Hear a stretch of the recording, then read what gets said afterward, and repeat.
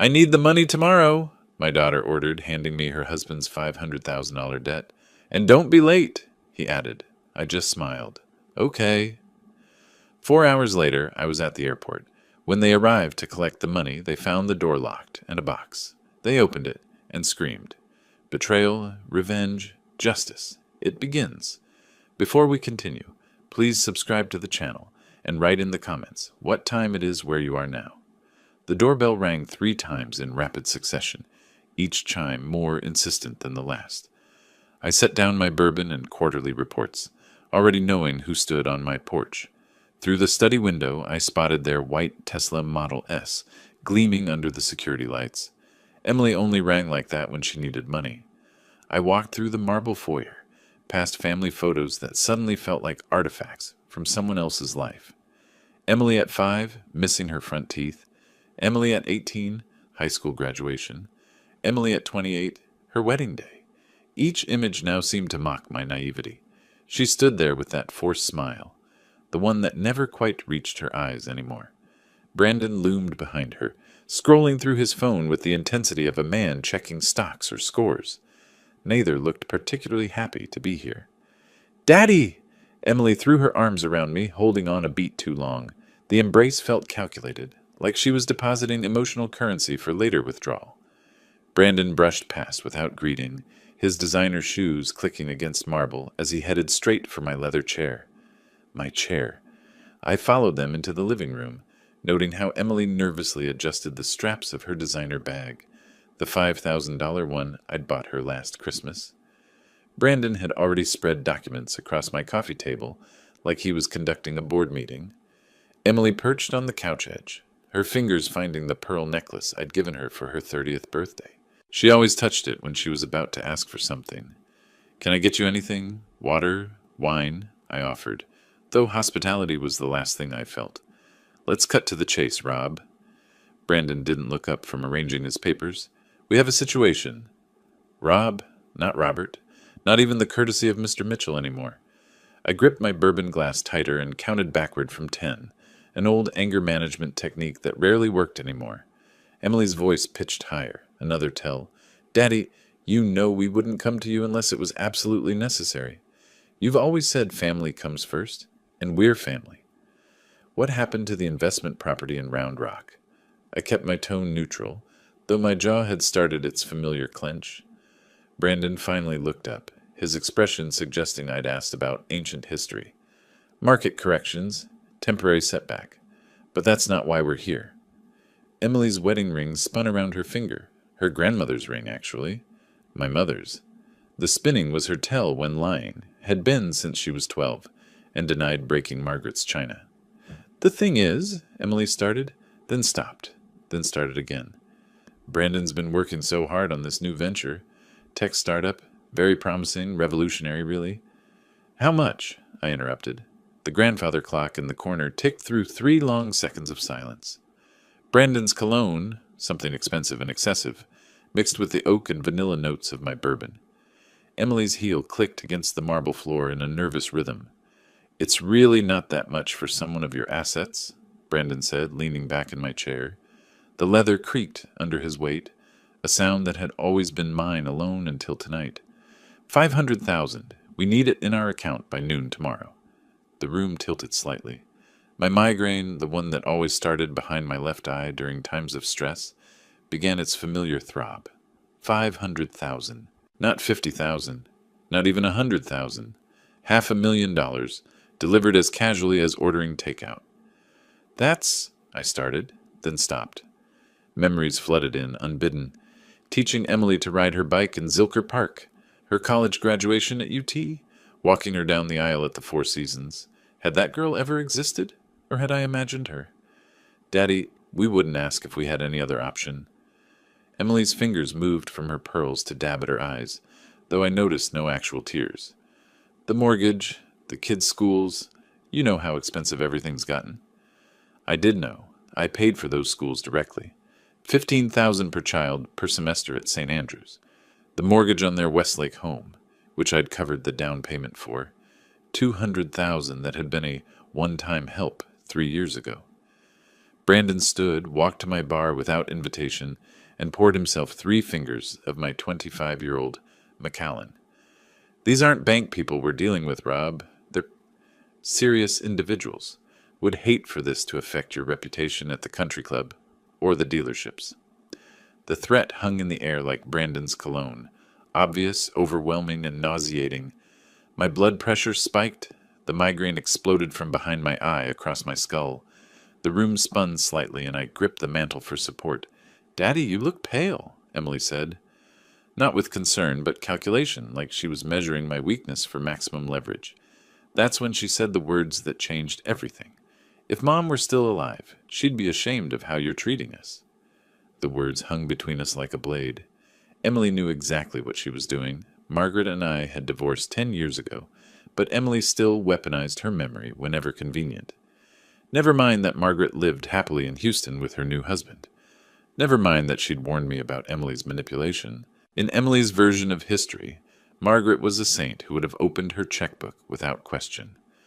"Your mother," I said slowly, "would have told you to get jobs." Brandon barked a laugh from my bar, still holding my scotch like he'd earned it. "Jobs? I'm an entrepreneur, Rob. I create jobs." 3 failed startups in 5 years. A cryptocurrency disaster that I'd warned him about last Christmas. The consulting firm that never consulted anyone. I'd funded them all, every single one, watching money disappear into Brandon's delusions of grandeur. "You missed Sophie's recital last month," Emily switched tactics, her voice trembling with manufactured hurt. "And Max's soccer tournament. But you have time for your quarterly reports?" Those quarterly reports kept their children in private school, kept their Tesla charged, kept their Westlake address respectable. But I didn't say that. Instead, I watched Emily's mascara run in 2 perfect streams. She'd clearly practiced this performance. "Let me understand this." I released the mantle, standing straighter despite the migraine. "You need $500,000 by noon tomorrow. For what exactly?" Brandon and Emily exchanged a glance, the kind married couples perfect over years of coordinated deception. Brandon set down my scotch and returned to the coffee table, shuffling through papers with the unconscious rhythm of someone used to handling cards or chips. "Real estate opportunity," he said. "Time sensitive. Can't miss this window." "You just said you lost money on real estate in Round Rock." That was different. Brandon's knuckles whitened as he gripped one of the documents. "This is cryptocurrency. I mean, this is a sure thing." The slip was small, but significant. Crypto, not real estate. The same mistake that cost them $200,000 8 months ago. My left hand started trembling, a new development in my 60s. I shoved it in my pocket. Emily's phone buzzed. She glanced at it, typed quickly, then placed it face down. "Daddy, we've supported you through so much. When you and Mom divorced, who stood by you? When the economy tanked in 2020, who helped keep the dealerships running?" "You were in Cabo that entire summer," I reminded her. "Posted about it daily on Instagram." "That's not fair. The wedding." I started listing, my voice steady despite the rage building. 100,000. The house down payment, 200,000. Brandon's first startup, 150,000. The second, 80,000. The third. "That's ancient history," Brandon interrupted, standing now, trying to use his height advantage. "We're talking about our future. Your grandchildren's future.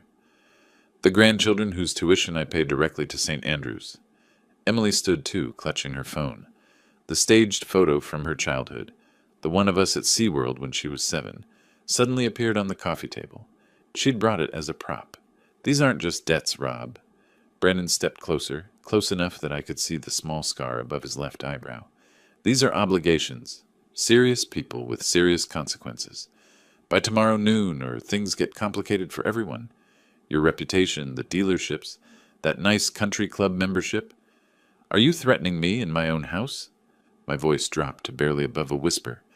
"We're being honest about reality," Emily said, but her voice wavered. She'd never seen me this angry, this controlled. "Daddy, please, we need this. Tomorrow, noon. That's not negotiable." The room felt suffocating despite the central air running. My migraine pounded with each heartbeat. Brandon's cologne seemed to thicken the air. Emily's calculated tears had smeared her eye makeup into something almost theatrical. I looked at them both, my daughter who'd become a stranger, her husband who'd never pretended to be anything but a parasite. The grandfather clock chimed 9 times. Outside, suburban Austin continued its quiet evening routines, oblivious to the family destruction happening in my living room. Fine! The word came out flat, exhausted. Tomorrow. Now leave. Emily mistook my exhaustion for capitulation. She rushed forward, arms outstretched for another embrace. I stepped back, letting her arms fall empty. Brandon extended his hand for a shake, gripping too hard, establishing dominance he'd never earned. We knew you'd understand, Emily said, gathering her designer bag and her staged photo. Family first, right, Daddy? They walked out without another word, Brandon's hand possessively on Emily's lower back, guiding her like a casino chip he'd just won.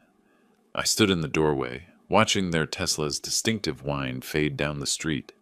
The taillights disappeared around the corner onto Westlake Drive. I waited exactly 5 minutes after their taillights disappeared before I made the first call. James Walker answered on the second ring, despite the late hour. 25 years of friendship and legal counsel meant he knew my patterns. I never called after 9 unless something was seriously wrong. They finally crossed the line, didn't they? His voice carried no surprise, only resignation. Noon tomorrow, they said. Like I'm an ATM with a withdrawal limit they've finally exceeded. The house transfer paperwork is already filed, James said. I heard papers shuffling on his end.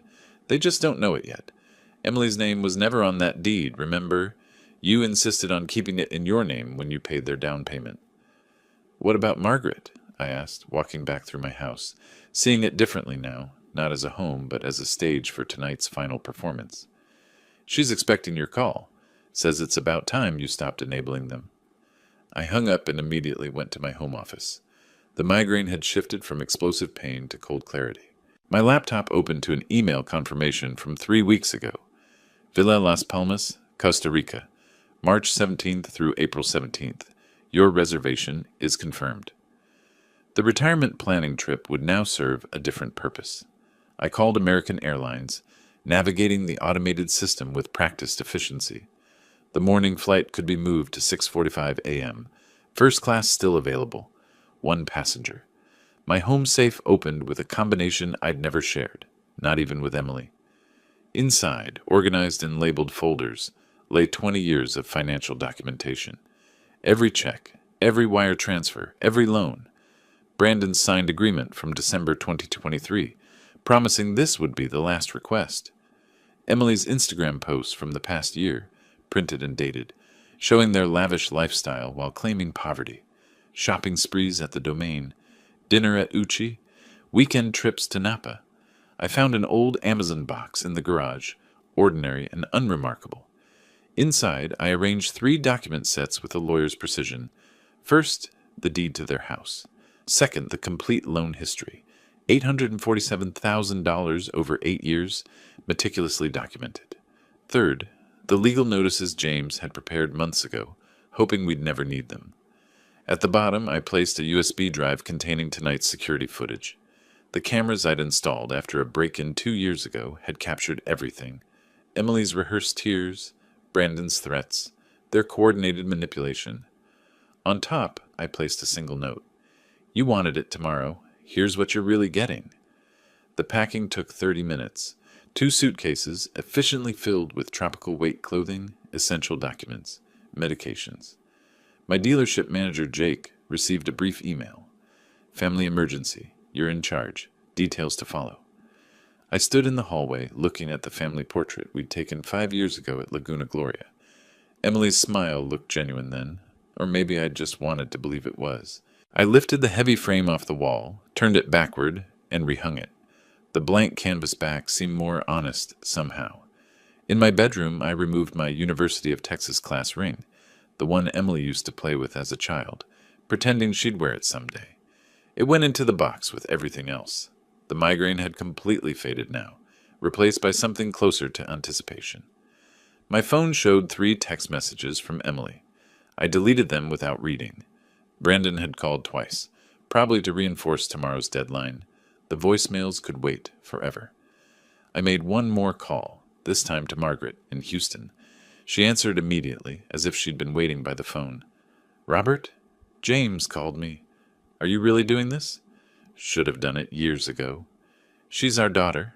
Margaret's voice carried sadness, not judgment. But she's not the daughter we raised anymore, is she? No, she's not. The Costa Rica place? You'll be safe there? It's a vacation, a long one. Jake can handle the dealerships.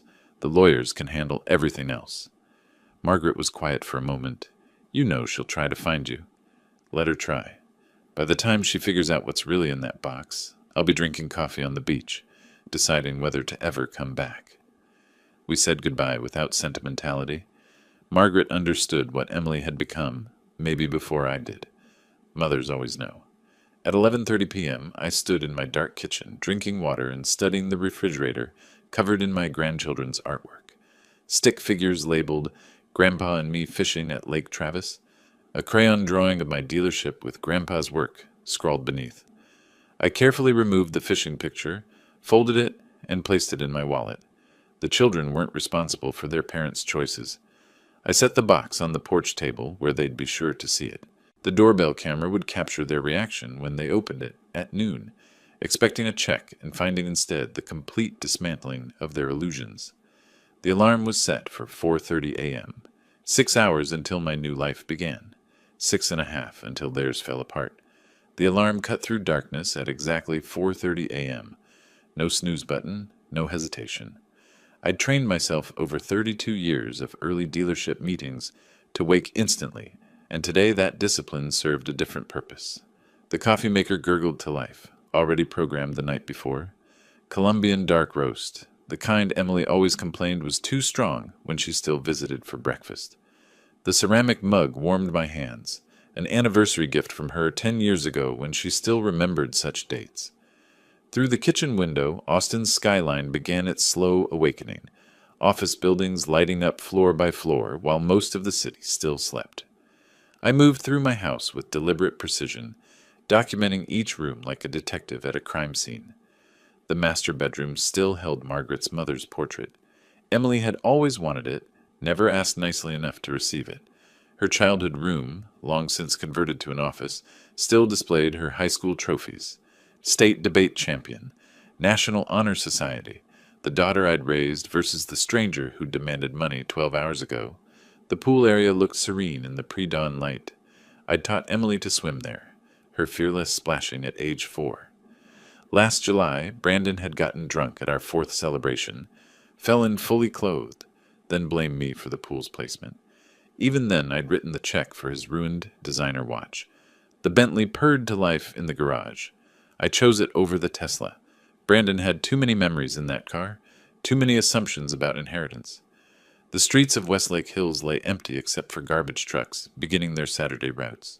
I drove past Emily's neighborhood, every house dark, peaceful. They were sleeping, probably dreaming of ways to spend my money. The radio played classic rock, and the Eagles' Take It Easy filled the cabin. The irony wasn't lost on me. At the intersection of Bee Cave and Walsh Tarleton, I considered calling Margaret, but decided against it. James would handle that conversation better than I could. Mopac stretched ahead, nearly empty. I passed 3 of my dealerships, their lots full of inventory that would soon be Jake's responsibility. The flagship location still had my photo in the lobby. That would need changing. Near 5th Street, I noticed Brandon's favorite bar, the Velvet Room, where his gambling connections congregated, where this whole disaster had really started. Construction on Congress forced a detour through 2nd Street. The city I'd built my business in for 3 decades looked different in the pre-dawn darkness, like a stage being set for a play I'd no longer attend. James's office occupied the 42nd floor of the Frostbank Tower. At 5:30 a.m., the building stood mostly empty except for security and the obsessively ambitious. James waited in the conference room with Sophia Chen, his paralegal, documents spread across the mahogany table with military precision. A box of Krispy Kreme donuts sat in the center, our tradition for major deals since 1999. "You look surprisingly rested," James observed, sliding the power of attorney across the table. "First good night's sleep in months." I signed with my father's fountain pen, the one Emily didn't know existed. "Limited scope, I see. 60-day expiration, only property transfers and financial restructuring. Can't have you selling her organs after all. His attempted levity fell flat. We both knew this was necessary surgery, not revenge. Sophia presented the property documentation with clinical efficiency. The interesting part, Mr. Mitchell, is the timing. The transfer was actually executed yesterday at 4 p.m., before they came to my house. 3 hours before. Emily's house has been legally yours since she signed those papers in 2020. She never read past the second page. The irony was perfect. While Emily had been driving to my house to demand money, she'd already lost her biggest asset. The house she posted about constantly on Instagram, the symbol of her success, had never been hers at all. The financial lockdown? I asked. Executed at midnight. Joint accounts frozen. Credit cards in your name suspended. The children's tuition remains on autopay through December. We're not punishing them. James produced another folder, thicker than the rest. The nuclear option, as we discussed. Inside lay transcripts of Emily's text messages to friends, calling me a walking ATM and too pathetic to say no. Brandon's signed promissory note from 2023, swearing this was the last time. The USB drive containing last night's security footage, their entire performance captured in high definition. The prenup Brandon signed, James continued, includes a gambling addiction clause, page 47, subsection 3. He doesn't know? His lawyer was too drunk to read that far. Showed up to the signing smelling like bourbon at 2 in the afternoon. Sophia looked uncomfortable. Mr. Mitchell, this is remarkably thorough. 5 years of preparation, I replied. I kept hoping I'd never need it.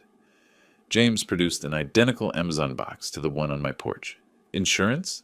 If she doesn't find yours, this goes to her office Monday, along with these. He revealed photos, Brandon at the casino last week. The timestamp clear, the losses visible on his face. Margaret knows? I asked. She's known for months. Helped to document everything.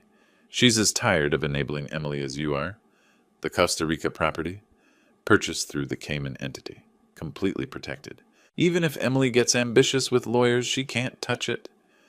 I signed the last document, my hand trembling slightly on Emily's trust fund termination. 20 years of planning for her future, dissolved with one signature. James noticed the tremor. Bourbon? He gestured to his desk drawer, another tradition.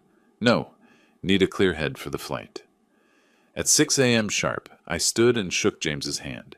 His grip conveyed understanding, sympathy, and determination.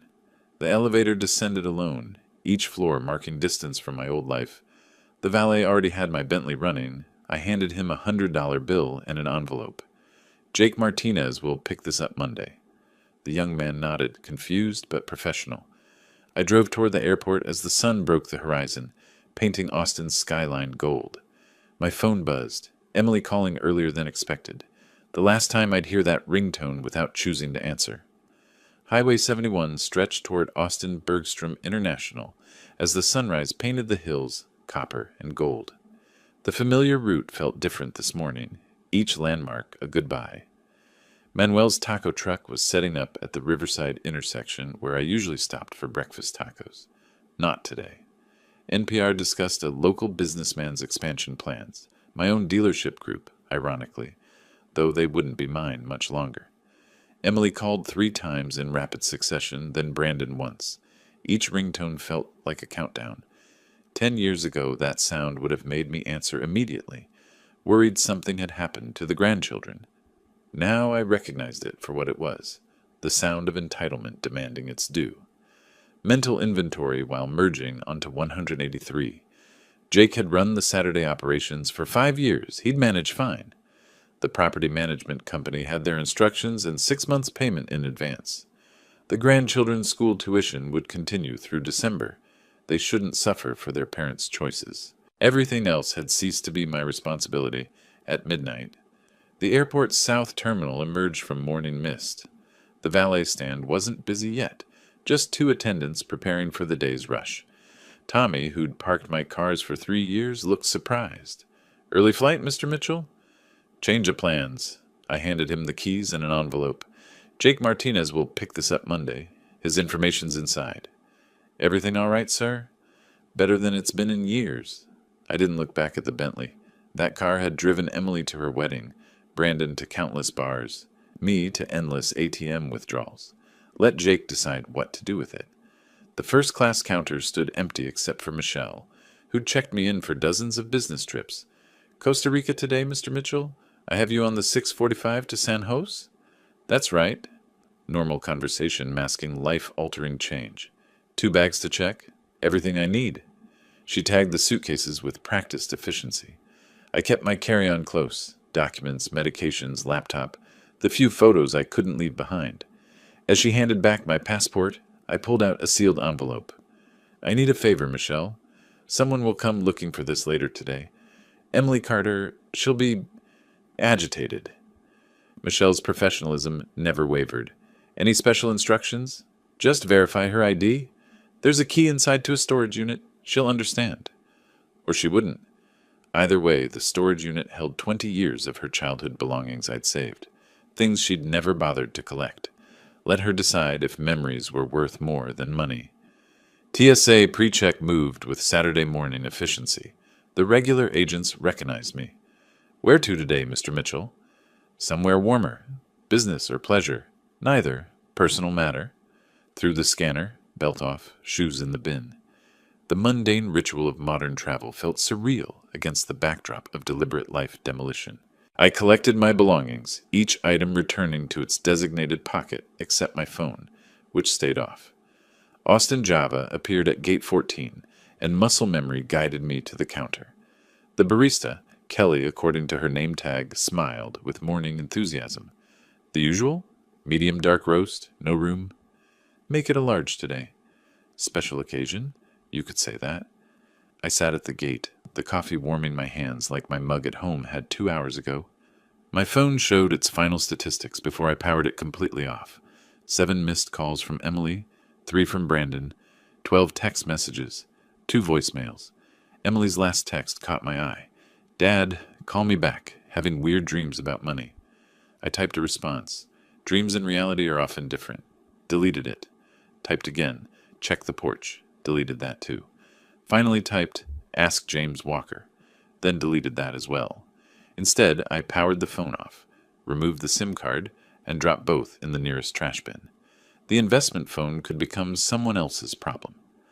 First-class passengers for Flight 447 to San Jose, Costa Rica, now boarding. The gate agent scanned my boarding pass with a practiced smile. The jet bridge stretched ahead, each step lighter than the last. The flight attendant welcomed me to seat 2A, window, left side. I accepted the offered champagne, unusual for 7 in the morning, perfect for this moment. Other passengers filed past. A honeymoon couple, giggling and touching constantly, reminded me of Margaret and myself 35 years ago. A business traveler typed frantically on his laptop, chasing some deadline that seemed monumentally important. That had been me once, building an empire for a daughter who'd only seen ATM codes. An elderly woman settled in 3C with knitting needles and yellow yarn, like Emily's grandmother used to do before the arthritis won. Excuse me? A familiar voice made me freeze. Margaret stood in the aisle, designer luggage in hand, looking exactly as composed as she had during our divorce proceedings. She settled into 2B, across the aisle, close enough to talk, far enough to maintain boundaries we'd established a decade ago. James called, she said simply. Thought you might need backup. It's not your fight anymore. Hasn't been for 10 years, but she's still my daughter. Someone should be there when she lands. There? I bought the condo next door 6 months ago. James really is thorough. Found it, negotiated the price, handled everything. I've been planning this as long as you have. The captain's voice interrupted. Slight delay for our final passenger. My chest tightened. Emily? Had she figured it out early? Brandon? The door opened, but it was just a harried businessman, apologizing as he squeezed past to economy. Did you tell her? I asked Margaret. Tell her what? That her father finally stopped enabling her? That her husband's a parasite? That she became exactly what we swore she'd never be? No, Robert. She'll figure it out herself. Today, actually. The door closed with pneumatic finality. 7:05 a.m. Pushback. 7:15 a.m. Engines roaring to life. Acceleration pressing me back into leather that didn't smell like Brandon's cologne or Emily's perfume. Austin shrank below, the hills and lakes I'd called home for 30 years becoming abstract geometry. Somewhere down there, Emily's alarm was going off. In 4 hours, she'd arrive at my empty house. In 5 hours, she'd find the box. In 6 hours, my old life would be completely dismantled. The flight attendant appeared with breakfast menus. Business or pleasure? I considered the question. Neither. It's justice. Margaret laughed, the first genuine laugh I'd heard from her in years. That's the Robert I married. Welcome back. Below, Texas disappeared under clouds. At exactly noon, when Emily expected $500,000, I was having lunch above the Caribbean. Margaret reading beside me. Both of us finally free from the daughter we'd loved and lost years before the money ran out. I learned what happened next, the way I learned most things about Emily's life, secondhand, through cameras and witnesses. A father watching his daughter's life like a documentary he couldn't turn off. James sent me the security footage 3 days later. I watched it on my laptop from the Costa Rica balcony, Pacific waves providing an oddly peaceful soundtrack to my daughter's meltdown. The timestamp showed 12 p.m. exactly when the first text arrived. Your transaction has been completed. That was James, confirming the house transfer had been recorded. At that exact moment, I was ordering ceviche, and Emily was probably still sleeping off whatever Brandon had bought with my previous loan. According to her Saturday routine, James had documented this too, Emily left her house at 11:30 a.m. The Starbucks charge at 11:47 confirmed it. A $7 latte on the credit card I'd canceled at midnight. The decline wouldn't hit until Monday when the weekend authorizations processed. Her last purchase on my dime. Mrs. Chen, my neighbor of 15 years, provided the next chapter. She'd called James at 12:15 p.m., speaking in her precise English that 40 years in Texas hadn't softened. Mr. Walker, they are here. Emily and the gambling man. They don't know I'm watching. The security footage picked up at 12:15:23. Emily's white Mercedes pulled into my driveway with the confidence of someone about to collect their allowance. Brandon checked his phone. James later confirmed he was tracking basketball scores, probably planning his next bet with my money. Emily applied lipstick in the mirror, the same shade of red she'd worn to ask for her first car at 16. Her wedding down payment at 28. Yesterday's $500,000 demand at 35. They walked to my door like they owned it. Brandon carried an empty Hermes briefcase, $12,000 retail, bought with my loan from January. Empty, waiting for cash that would never come. Emily rang the doorbell at 12:16:45. Normal ring, not the demanding triple press from yesterday. She waited exactly 10 seconds. I knew her patterns. Then rang again, longer this time. Brandon cupped his hands against the side window, peering into my empty kitchen. His car's gone, Emily said, loud enough for Mrs. Chen to hear from her garden. So, he's got 5 cars. Brandon's dismissive tone carried across the yard. The lights are on timers. Emily noticed what I'd programmed weeks ago. Maybe he went to get cash from the bank. You said noon? It's barely past. They tried the door at 12:18. Emily's key scraped against the lock, unable to find purchase. James's paralegal had changed them at 7 a.m., 3 hours after I'd left for the airport. The confusion on Emily's face was almost worth the decades of manipulation. Brandon spotted the box at 12:20:33, just an Amazon package on the porch table, unremarkable except for Emily's name in black Sharpie across the top. She opened it casually, probably expecting a late birthday gift or apology present. The first document she pulled out was the deed to her house. Her face changed like time-lapse photography of fruit rotting, confusion to disbelief to horror in under 3 seconds. She dropped it, and Brandon snatched the paper before it hit the ground. What do you mean it's in his name? Brandon's voice carried to Mrs. Chen's yard. Emily pulled out the spreadsheet next. Every payment, every loan, every gift meticulously documented. Total, $1.3 million over 8 years, not including the house. Her hands shook as she reached the bottom line. The photographs came next. Brandon at the Palms Casino last Tuesday. The timestamp's clear, his losses written on his face. Then the promissory note he'd signed, swearing December's money was the last he'd ever request. Emily's text messages to her friends, printed and highlighted. Dad's too pathetic to say no, and he'll cave, he always does. And my personal favorite, I deserve this money more than he does. At 12:23:17, Emily's phone buzzed. The first credit card decline, then another, then another. Chase, American Express, the Nordstrom card, all suspended, all in my name, all canceled at midnight while she slept. Brandon tried calling someone at 12:24. His bookie, James discovered later, who informed him that credit extensions required collateral, not promises. Emily collapsed onto my porch steps, her designer dress crumpling against concrete I'd had resurfaced last summer. She found the USB drive at 12:25:44, plugged it into her phone with trembling fingers. Her own voice echoed from the speaker, tinny but clear.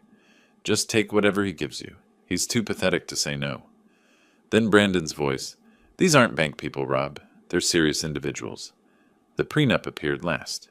Page 47 was highlighted in yellow. The gambling addiction clause circled in red.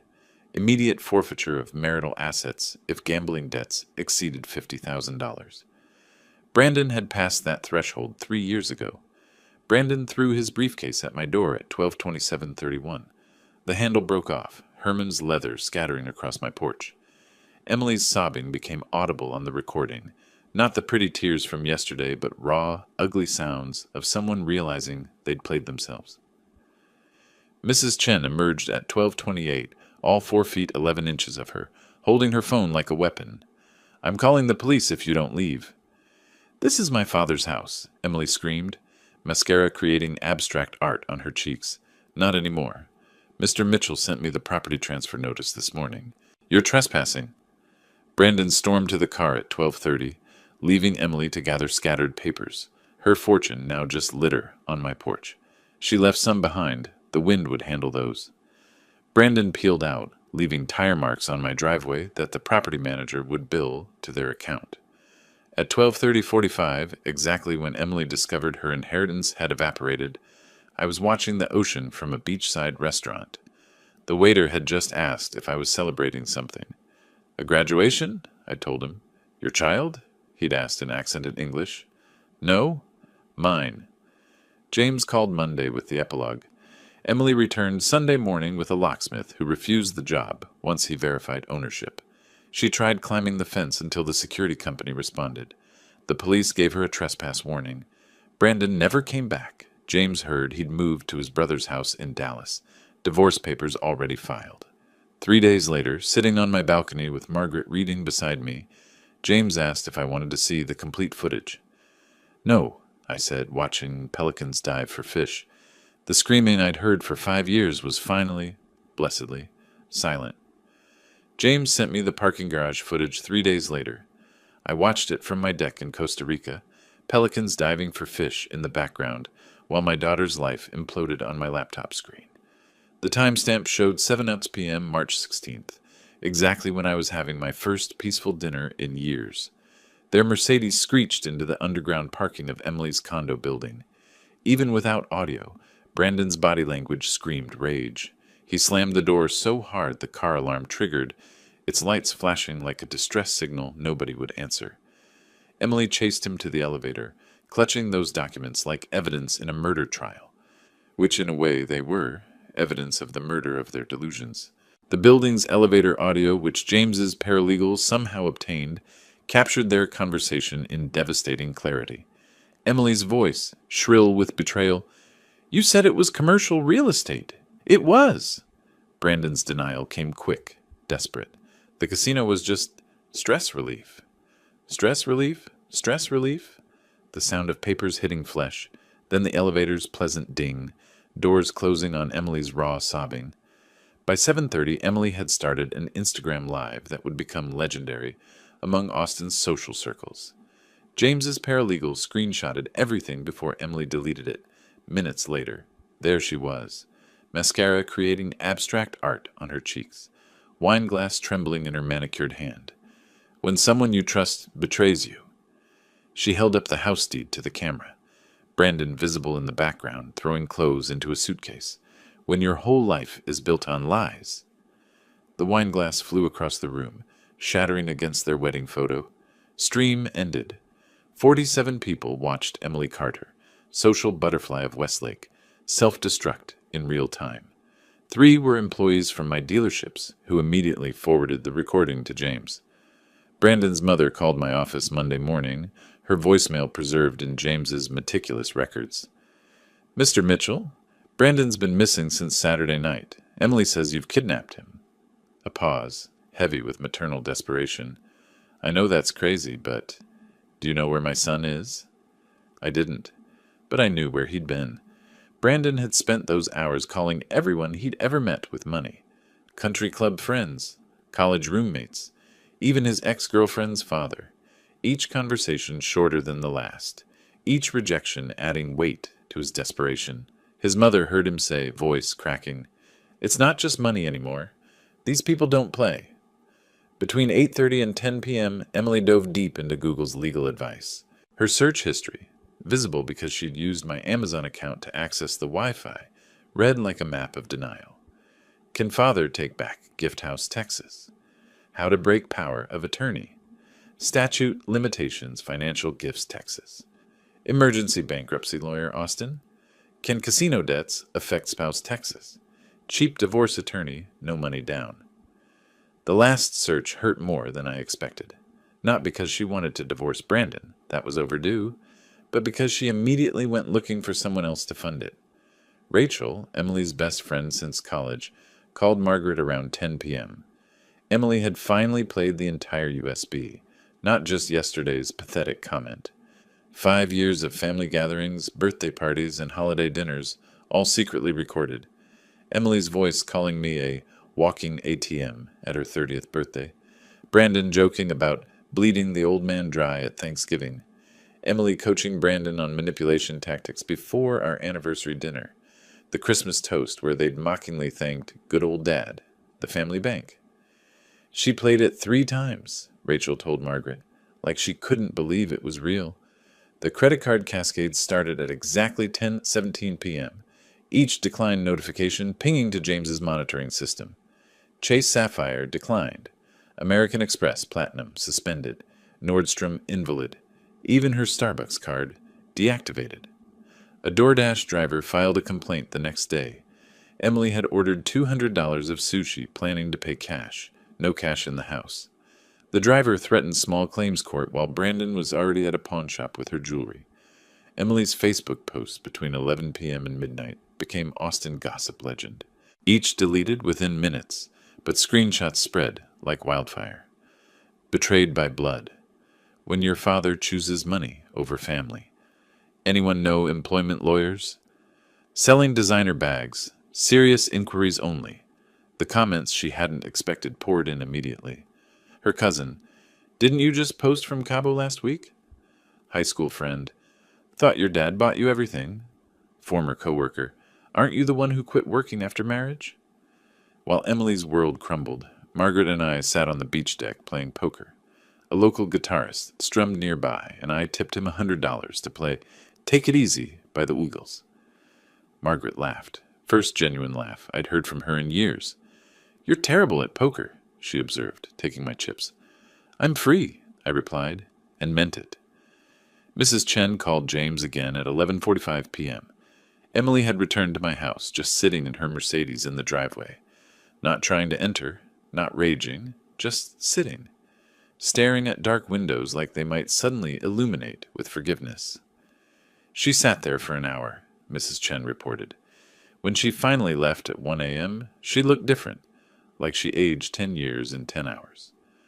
By midnight on March 16th, Emily had lost access to $2.3 million in assets, discovered $500,000 in hidden family debt, realized Brandon had gambled away their savings, found out she'd never owned her house, and learned her mother had known everything for months. James asked if I felt guilty about the recordings. I told him the only thing I regretted was not starting them sooner. Sunday morning, March 17th, Emily stood at my office building's entrance for 2 hours. Security footage showed her pressing the intercom every few minutes, like a child repeatedly pushing an elevator button, hoping persistence would change reality. She called employees from the company directory she'd stolen years ago. Jake blocked her after the 3rd call. Others simply didn't answer. By noon, she'd moved to Austin Bergstrom International, the same terminal where I'd dropped her off for college visits, where I'd welcomed her home from her honeymoon. Now she was there as a detective, desperately seeking clues to my escape. TSA wouldn't provide passenger information. American Airlines required a warrant. When she claimed family emergency, they checked their system. Passenger specifically requested no contact, the agent informed her. James had video from airport security, Emily's face crumbling at those words. Her Uber receipts that afternoon, the last rides before the account cut off, traced a map of desperation across Austin. Robert's Golf Club, membership revoked, entry denied. Morton's Steakhouse, where we'd celebrated every major deal. Haven't seen Mr. Mitchell lately. Even my barber shop on South Congress, though it was closed Sundays. She stood outside, peering through windows like my hair clippings might reveal my location. Monday, March 18th became Emily's legal education day. 4 law firms, 4 identical consultations. Each lawyer's expression shifted from interest to sympathy as they reviewed the documents. "These are ironclad," said the first. "You'll need a $10,000 retainer," said the second. "Do you have access to funds?" asked the third. The fourth just shook his head. The dealership confrontation at 3 p.m. made it onto employee social media. Emily stormed into the flagship location on Research Boulevard, demanding answers from Jake. Jake Martinez, 6'4", former Marine, remained perfectly calm as she screamed about kidnapping, elder abuse, and theft. When she threw her coffee at the glass door, customers started recording. The brown stain would remain for 3 days. Jake left it there on principle. Brandon's mother's voicemail at 5 p.m. carried a mother's worst fears. "Mr. Mitchell, Brandon's been missing since Saturday night. Emily says you've kidnapped him. I know that's crazy, but do you know where my son is?" Tuesday, March 19th, the real creditors arrived. Not bank representatives in polyester suits, but 2 men in Italian leather who knocked politely and spoke softly. They left a business card with just a phone number. No threats, no violence, just the weight of unspoken consequences. Emily called Brandon 47 times. His phone had been off since Saturday. Her Instagram stories that afternoon, screenshot by her sorority sisters, documented the pawn shop tour. Designer bags worth $30,000, $8,000 cash. Jewelry worth $50,000, except the wedding ring, $15,000 cash. Brandon's 3 abandoned watches worth $40,000, $12,000 cash. Still $465,000 short of what they needed. That evening, Margaret took Emily's call. She recorded it with legal permission, knowing I'd need to hear it eventually. "Mom, did you know?" Emily's voice sounded younger, almost childlike. "About Brandon's gambling? 6 months ago? Why didn't you tell me? Would you have listened?" Silence. Then, "I need money." "So did I during the divorce. You said I should be independent." The call ended with Emily's sob, cut short by Margaret's disconnect. Wednesday, March 20th. Emily entered James's office wearing the same designer dress from her Cabo Instagram posts the week before. The irony wasn't lost on James, who noted it in his report. Same conference room where I'd signed the papers. Same chair where Brandon had spread his lies. James showed her everything with clinical precision. Power of attorney predating her emergency. The house deed trail, her signature from 2020, never reading past page 2, gift tax returns proving every dollar was a gift, not a loan, Brandon's promissory note, his signature bold and undeniable. "He's my father." Emily's desperation cracked her voice. "He has to help me." "Legally, he doesn't." "What about grandchildren's support?" "Trust funds in their names only, untouchable until 18. "This is elder abuse." "He's 62, sound mind. Left voluntarily." James accidentally left Brandon's credit report visible on his tablet. Emily's eyes widened as she absorbed the full catastrophe. $500,000 in gambling debts, $200,000 in personal loans she'd never known about, $100,000 in credit cards he'd hidden, even an attempted second mortgage on her house, denied due to ownership issues. The final envelope slid across the mahogany table with whispered promise. Mr. Mitchell authorized one final gift. Inside, a $10,000 cashier's check and a note in my handwriting. "For a fresh start, Dad." Emily tore it in half. The pieces fluttered to the carpet like dead leaves. She immediately asked if there was another. There wasn't. There never would be. Meanwhile, I was learning Spanish from children on the beach. Roberto El Rico, they called me, laughing as I mangled pronunciation. My blood pressure had dropped 20 points. I slept 8 hours straight. Hadn't thought about Emily in 2 days until Margaret mentioned her. Wednesday night, James reported. Emily left my office at noon. Security footage shows her sitting in the lobby until the building closed at 9 p.m. The guard said she asked if you ever talked about her. He lied, said yes, said you spoke fondly. She said, "Thank you," and left. That night in Costa Rica, I dreamed about teaching Emily to ride her bike again, but this time, when I let go, she kept pedaling away until she disappeared. The Austin American-Statesman article arrived in my inbox April 3rd. Local businessman missing after financial scandal. Brandon Carter, 38, hadn't been seen since March 19th. Wife filed missing person report. Police found no evidence of foul play. His car at airport long-term parking, ticket to Vegas, purchased but never used. The creditors returned to Emily's condo April 5th. More insistent this time, according to the police report Emily filed. They left a photo from February, Brandon at the casino, markers scattered on the table, owing $500,000. Emily requested a restraining order. The judge asked about the money owed. Order denied. Her garage sale that weekend became neighborhood entertainment. The Facebook group posts, forwarded by James's investigator, painted a portrait of decline. Moving sale, everything must go. Furniture that once hosted charity galas. Brandon's golf clubs, custom fitted, sold for $200. Wedding china, Waterford crystal, $50 for the complete set. Her wedding dress preserved in acid-free tissue, no takers at any price. A neighbor posted, "Sad. A year ago she hosted that autism charity gala here, raised $50,000. By mid-April, Emily's job applications flooded Austin's employment market. 47 positions in 2 weeks, tracked through LinkedIn. Interior design firms, employment gap too long. Retail positions, overqualified. Finally, Nordstrom hired her, the same store where she'd spent thousands monthly. Starting pay, $15 hourly, plus commission. The universe's sense of irony remained intact. April 15th, an eviction notice appeared on her condo door. 3 months behind on the mortgage, Brandon had handled finances, never mentioned the mounting debt. $4,500 monthly payment, $13,500 owed, plus late fees. May 15th deadline to pay or vacate. She discovered this returning from her first day at Nordstrom, still wearing the employee name tag she'd once ignored on others. The divorce filing on April 18th read like a corporate dissolution. Abandonment cited as cause. Brandon must be served. Location unknown. Judge allowed publication notice in 3 newspapers. Cost, $500 Emily didn't have. She used her Nordstrom employee discount to buy a suit for court, the first clothing she'd purchased with earned money in 7 years. While Emily rebuilt from ashes, I built something new in Costa Rica. My days developed a rhythm I'd forgotten existed. Sunrise with howler monkeys. Coffee overlooking the Pacific. Morning swims in water clear enough to see my feet. Lunch at Manuel's beach bar where nobody knew about dealerships or daughters. Local kids called me Roberto El Rico, Robert the Rich.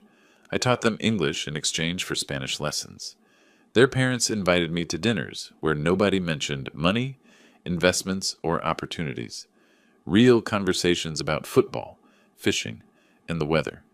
Nobody asked for anything except to pass the salt. Margaret took up painting, producing terrible seascapes that made us both laugh. We hadn't laughed together since Emily turned 16 and started seeing us as resources rather than parents. Not romantic between us, that died long ago, but peaceful, like survivors of the same shipwreck, sharing a lifeboat. My transformation surprised the doctor in San Jose. Blood pressure down 30 points. Weight dropped 20 pounds without trying, off 3 medications. What changed? He asked in accented English. Everything. Nothing. I'd stopped funding other people's lives and started living my own. April 25th, TMZ broke the story. Missing Texas businessman spotted in Mexico. Brandon Carter working at a Juarez car rental agency under an assumed name. The photo showed him behind a counter, 10 pounds thinner, wedding ring absent. Extradition unlikely for civil debts. Emily commented on the article with just 2 words. Good riddance. April 27th. Emily finally used the airport storage key. Manuel reported what she found. Every childhood item I'd saved. Photo albums she thought I'd discarded. Her grandmother's jewelry, assumed lost in the divorce. A $50,000 savings bond in her name, maturable in 1 year, and a note in my handwriting. For when you remember who you were before money mattered. Dad. The email arrived April 28th, forwarded by James. Emily's words, carefully chosen. Mr. L. Walker, please tell my father I found the storage unit. I understand now. I'm sorry. I'm working at Nordstrom. I'm surviving. Maybe that's the lesson. Don't tell him I asked, but is he happy? Emily, James asked if he should respond. April 29th, sunset on the beach. Margaret reading beside me. The same guitarist from my first night playing nearby. The same spot where Emily was discovering the box that changed everything. Tell her yes, I said to James over the phone. Tell her I'm happy. And tell her the bond was her mother's idea. Anything else? Tell her I'll be here when she's ready to visit. But she pays her own way. That night, I watched Costa Rican families on the beach. 3 generations playing together. No one staring at phones. Everyone engaged in actual conversation. Poor by American standards. Wealthy by every measure that mattered. Emily texted James, Thank you for telling me. Maybe Christmas, if I save enough. First time in 5 years she'd mentioned saving for anything. April 30th, Manuel's band played at the beach bar. They dedicated a song to Roberto El Rico. Not the Eagles this time, but a local folk song about a man who found treasure by giving everything away. Margaret translated, tears in her eyes. It wasn't really about me. It was about every expat there, all running from something, all finding something else. James called that evening to say Emily had sold her Mercedes, bought a 10-year-old Honda, started a savings account, posted on Instagram about the dignity of honest work. Should I keep monitoring her? He asked. No. The lesson was learned. The teaching was over. The learning, maybe, was just beginning. The eviction notice had been on Emily's door since April 15th. By May 5th, James told me she'd exhausted every option, pleading with property management, offering partial payments, even attempting to negotiate with the building's owner. She never knew I'd sold that property to a REIT in January, anticipating exactly this moment. Security footage from the building showed her renting the smallest U-Haul available that Saturday morning. Loading it alone took 12 hours. Mrs. Peterson, whom Emily had complained about for years, those loud grandchildren, offered help from her balcony. Emily's pride, even broken, wouldn't let her accept. She struggled with a leather couch she'd bought with my money, dragging it inch by inch to the truck while neighbors watched from their windows. The storage unit she could afford held everything except clothes and her laptop. 1 month prepaid, cheapest facility in Austin. Pure irony. Her unit sat directly next to the one I'd left for her, the one with the bond. She passed it daily, oblivious. May 10th brought Brandon's final communication, a registered letter from Juarez, requiring signature.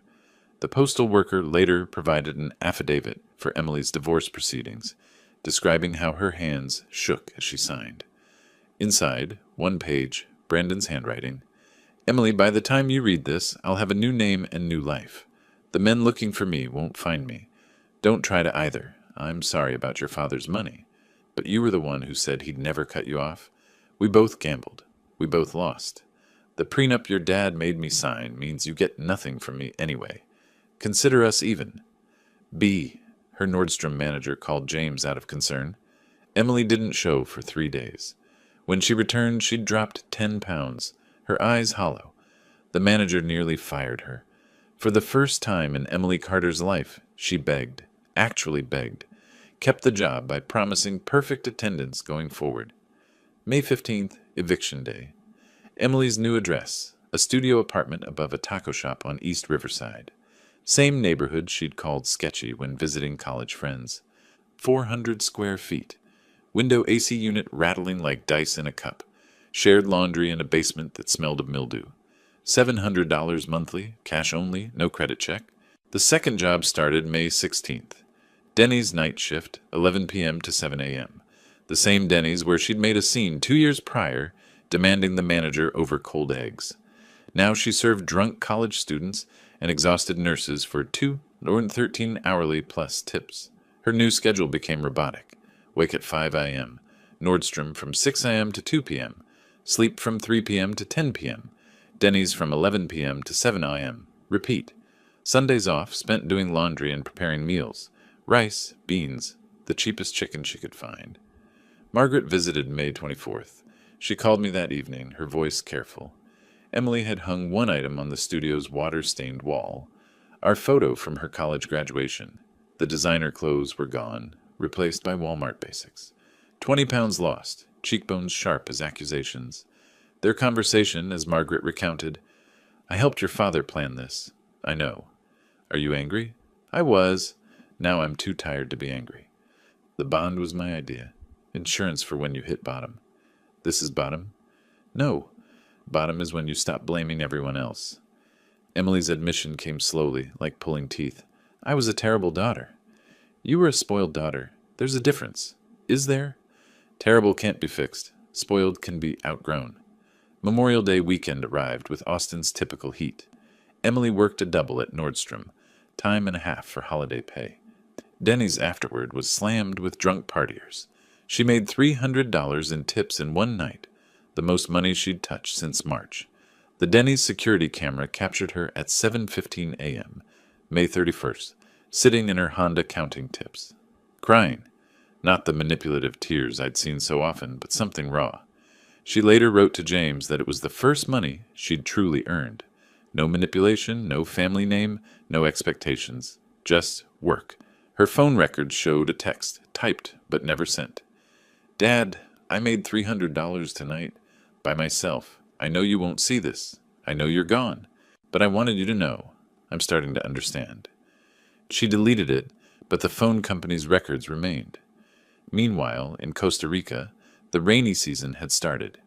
I'd begun teaching English at the local school, volunteer work. The kids called me Teacher Roberto. Nobody knew about my money. Margaret painted terrible landscapes, selling them to tourists for $20, donating proceeds to the school. We ate dinner together most nights. Simple food, rice, fish, plantains. Better than any country club meal. James sent his last update. Emily's working 2 jobs, living in studio, surviving. My reply, stop monitoring. She needs to do this alone now. May 31st, midnight. Emily started another Denny's shift. Memorial Day crowd filtering in. She tied her apron, picked up her order pad, approached a table of drunk fraternity boys, the type Brandon would have pledged with. "Welcome to Denny's. What can I get started for you?" One recognized her, his voice loud with surprise. "Emily? Emily Carter? From the country club?" She didn't flinch. "That's me. Now what can I get you?" James told me later that was the moment, serving pancakes to people who knew her former life, that Emily stopped being my daughter and started becoming herself. June had brought Austin's full summer heat, and Emily had found her rhythm. Nordstrom customers started requesting her specifically. She'd become genuinely helpful rather than judgmental. The Denny's night shift nurses tipped extra because she remembered their coffee preferences without asking. No sugar for Beth, extra cream for Susan, decaf for Maria, who was trying to quit. Her coworker at Nordstrom told James that Emily was down to size 4 from size 10. Not from dieting, from working. Walking miles daily across retail floors, carrying loaded trays all night, eating only what she could afford. Her cheekbones could cut glass, but her eyes had gained something they'd never held before. Awareness. Sundays followed a strict routine. Laundromat at 6 a.m. when it was empty. Grocery shopping at the Asian markets on North Lamar, where produce cost half of Whole Foods prices. Meal prep in her tiny kitchen with one working burner. Then, unexpectedly, the library. She'd started reading financial literacy books, taking notes in a composition notebook like a college student. June 10th, Tuesday. Emily checked her mail in the apartment building's lobby. Usually bills, credit card offers for people with good credit she no longer had. This time, a cream envelope with no return address. Costa Rican postmark. Her hands shook as she recognized my handwriting. She sat on the lobby stairs, couldn't wait to reach her apartment. 3 pages of my careful script. the same writing that had signed birthday cards and checks for 35 years. The letter read, "Emily, I'm writing this on a beach in Costa Rica. A little girl here reminds me of you at 7, fearless, curious, demanding the world bend to her will. The difference is she's also grateful. I don't blame you for becoming who you became. I created you. Every time you cried, I wrote a check. Every time you demanded, I delivered. I thought I was loving you. I was actually crippling you. Your mother says you're working 2 jobs now. Good. Work teaches what inheritance never could. That money represents time, effort, sacrifice. Every dollar you earn carries weight my gifts never had. I'm not coming back to the man I was. That man was a checkbook with a heartbeat. But I might come back to meet who you're becoming. The storage unit key you found, that was your mother's insistence. She said you'd need something to hope for. The bond matures in April 2026. By then, you'll either have learned to live without it, or you'll still be the same person waiting for rescue. Either way, you'll have your answer about who you really are. I do love you. I always have. But love without respect is just pity. Earn my respect, Emily. More importantly, earn your own. P.S. Your grandmother would be proud of you working at Denny's. She was a waitress when she met Grandpa. You never knew that. I was too ashamed to tell you. Now I'm ashamed I was ashamed. Emily carried that letter in her apron pocket for the next week. Her co-worker at Denny's said she'd read it during breaks, crying in the bathroom. Not angry tears, but something deeper. She started asking co-workers about their families, their struggles, actually listening to the answers. She called Margaret about the grandmother revelation. Why didn't anyone tell me about Grandma? You never asked about anyone's struggle, only their success. What else don't I know? Everything that matters. The transformation showed in her Nordstrom performance review. Emily has become our top associate. Customers trust her. She relates to people saving for special purchases. She understands sacrifice now. They promoted her to department lead, $18 an hour, the first promotion she'd ever earned rather than been given. June 25th, Emily wrote back. 5 days, dozens of drafts. Margaret later shared excerpts. Dad, I'm writing this at 3 a.m. between jobs. My feet hurt. My back aches. I've never been happier. Not happy like champagne and shopping happy. Happy like I earned this sandwich happy. Happy like customers asked for me by name happy. Happy like I paid my own rent happy. I was so angry when you left. How dare you abandon me? Now I understand. You didn't abandon me. You freed me. From myself. From what we'd both let me become. Brandon is gone. Good riddance. He was my mirror, reflecting back my worst qualities. We were parasites feeding off each other's entitlement. When the host disappeared, we had nothing. I don't want your money anymore. That's not bravado. I need the bond to eventually get a better apartment. But I want it to be seed money for the life I'm building, not a rescue from the life I'm living. Come back when you're ready. Not to save me, just to see me, the real me. The one who is buried under designer labels and demands. P.S. I kept one thing from my old life. The photo of us at my graduation. You looked so proud. I want to earn that look again. The letter reached me, July 2nd, Independence Day week. Fitting timing. I read it on the beach while Margaret looked over my shoulder. She gets it, Margaret said. Getting it and living it are different things. Give her time. How much? How long did it take you to really change? I'm still changing. Exactly. June 30th, 11 p.m. Emily starting her shift. A regular customer, an elderly man who always sat alone, ordered his usual. Tonight he said something different. You look lighter, dear. Somehow unburdened. Emily smiled, a real smile. I'm learning to carry my own weight instead of expecting others to carry it for me. He left a $20 tip on an $8 check. The note said, for your education fund, a fellow traveler. I decided that night to go back in August. Not to rescue her, not to test her, just to witness who she was becoming when no one was paying her way. I landed at Austin Bergstrom at 10 a.m. on August 15th, 2025. Same gate I'd departed from in March. 5 months felt like 5 years. Margaret stayed in Costa Rica. This is your journey to finish, she'd said. The rental car was a modest sedan, not the luxury vehicle Robert Mitchell would have demanded. I drove past my dealerships, thriving without me. Good. Past Emily's old condo building where a new family occupied her former balcony. Their happiness uncomplicated by debt. Checked into a Hampton Inn, not the Four Seasons. Part of my new life. Comfort without excess. Called James. I'm here. She doesn't know? No. Want to see her natural life, not a performance? Nordstrom. She's there until 6. At 4 p.m., I stood in Nordstrom at Barton Creek Mall, watching from across the floor. Emily knelt beside an elderly woman, helping adjust shoe fit, patient, kind. The Emily I knew would have called another associate for that task. She'd changed physically, lean but strong, moving with purpose rather than entitlement. Her uniform was simple but neat. Hair in a ponytail, no more weekly salon visits. Her face without makeup was beautiful in a way I'd never seen. Honest. At 5:30 I approached like any customer. "Excuse me, I'm looking for comfortable walking shoes." She turned, froze, her mouth opened wordlessly, then quietly, "Dad? Hello, Emily?" Neither of us moved, 5 months of change suspended between us. Then she laughed. Not bitter or hysterical, just laughed. "You're shopping at Nordstrom? You haven't bought your own clothes in 20 years. Things change." "Yes, they do." She couldn't leave the floor, so I stayed as a customer. We talked carefully while she showed me shoes. "You look different," I said.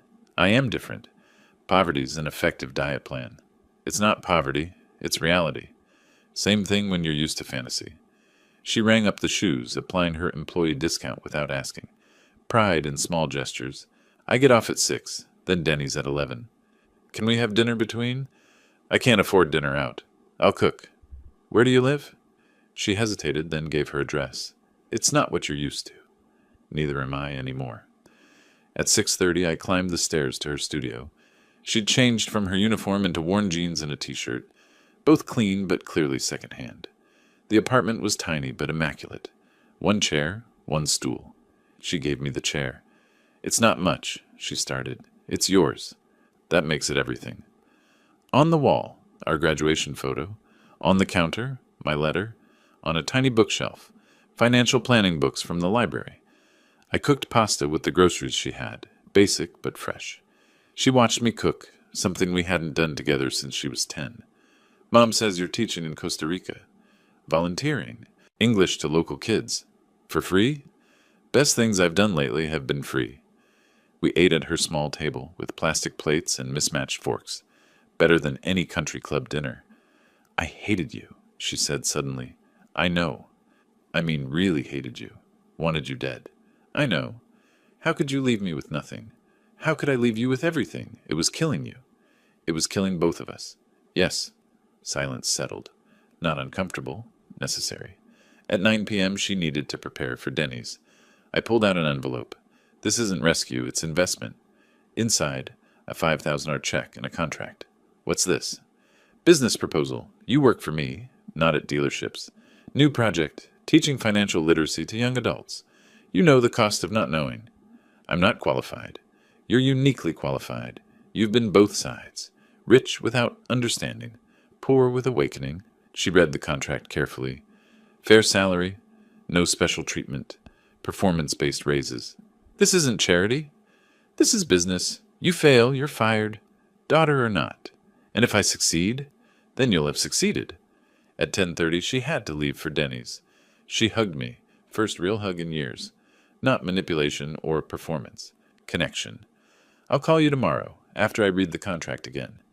"Read it 3 times. That's another lesson." "I'm learning. We both are." 1 month later, Emily accepted the position but kept Denny's weekends for 6 months. Wanted a backup plan. Smart. Her first financial literacy workshop had 12 attendees. A year later, she spoke at colleges. 2 years later, she was writing curriculum for school districts. She never touched the bond when it matured, using it instead as a house down payment. The cash she used came from her own savings. Brandon never returned. Heard he married a wealthy widow in Cancun. The cycle repeating. Not our problem anymore. Thanksgiving 2025, Emily hosted in her studio. Margaret brought sides. I brought wine. We sat on the floor around her coffee table. Emily raised her water glass. She was working that night. To family. Margaret added, to lessons learned. I concluded, to starting over. We clinked glasses. plastic and glass. Perfect imperfection. The fortune I'd spent my life building was nothing compared to the wealth in that tiny room, a daughter's respect, earned not inherited, and the knowledge that sometimes the greatest gift you can give someone is the chance to save themselves. If you like this story, please like this video, subscribe to the channel, and share your impressions of this story in the comments. To listen to the next story, click on the box on the left. Thank you for watching.